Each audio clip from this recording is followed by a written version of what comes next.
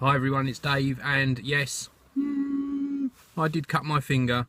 I was in the garden and I just picked up the broomstick, and the handle of the broomstick had a bit of plastic that had come adrift, and it just sliced into my finger. I don't know why I'm looking over there when the lens is over there.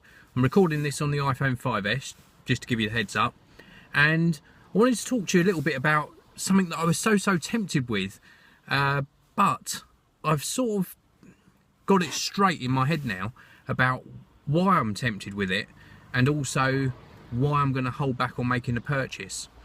Now, I'm a big Apple fan, as you know, and the new iMacs were just announced, and the specifications on them are obviously fantastic. And I spec'd one up with a Core i7 processor, 3TB Fusion drive. This was a 27-inch model, by the way, and I also put in there the highest capacity graphics card, 4GB of VRAM on the graphics card. I can't remember what model it was. And yes, it came to over £2,000, and yes, it is a lot of money, and yes, I shouldn't spend that amount of money, but I was just so tempted on pulling the trigger on it, and it is purely because I'm an Apple fanboy, and I just wanted the latest and newest piece of Apple kit. But sense prevailed, and I thought really hard about it. I even actually had a look on a leasing website called Hardsoft, because they do a deal where you can pay like a monthly lease rental, claim it against your tax, so it's a really tax efficient way of doing it, and then at the end of 3 years you can buy the machine for £1. And yeah, that was a way of doing it. But it's not the money aspect, it's really not the money. And what I really sat down and had to think about is the way I work. And I'm not blowing my own trumpet here, but I think I'm pretty organised, and I have to be because of the amount of products that come into the Geekanoid studio. And I thought to myself, I do like regular recording days, or recording mornings, or a couple of hours recording, for example. And then, as well as all my other work, I have editing sessions.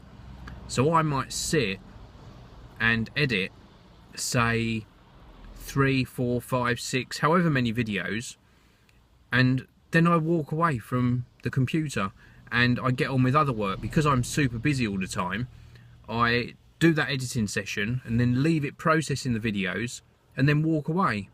Now, in my studio I've got a Mac Mini, and that's what I find myself doing a lot of the editing on, just because it's in the studio. So when I've done some recording, it's just nice and easy to just move across. I hardly ever edit in the editing room now. And in the editing room, I've got a quad-core Mac Pro, which is faster than the Mac Mini, really, even though the Mac Mini feels quite fast. And actually, when I benchmarked it, the Mac Mini was faster than the Mac Pro, which is really weird. And I still keep looking over there at the Touch ID button, and the camera lens is there. What am I doing that for? Anyway, I digress. So the way I do things is I edit and then I walk away and leave the machine processing. So I don't need a super fast Mac. I just need a reliable Mac, and all my Macs are reliable.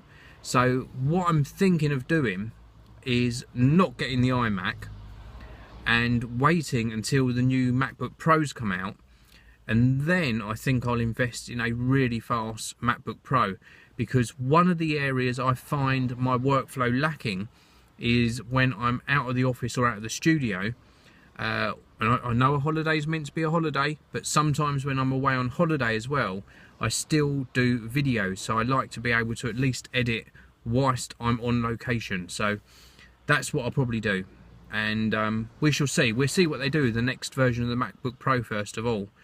But I just wanted to be a little bit more sensible with the way I spend the funds for the business. After all, Geekanoids is a business. Even though it's my passion, technology is my passion, I love doing it.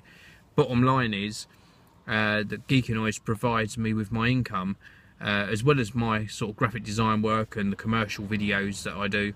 It's all about video editing. Well, primarily about video editing. So I've got to be sensible and make sensible purchasing decisions when it's within the business. If it was me and I had a job paying me 20, 30, 40,000 a year, then yeah, once every couple of years I'd treat myself to a new computer. But it's not like that.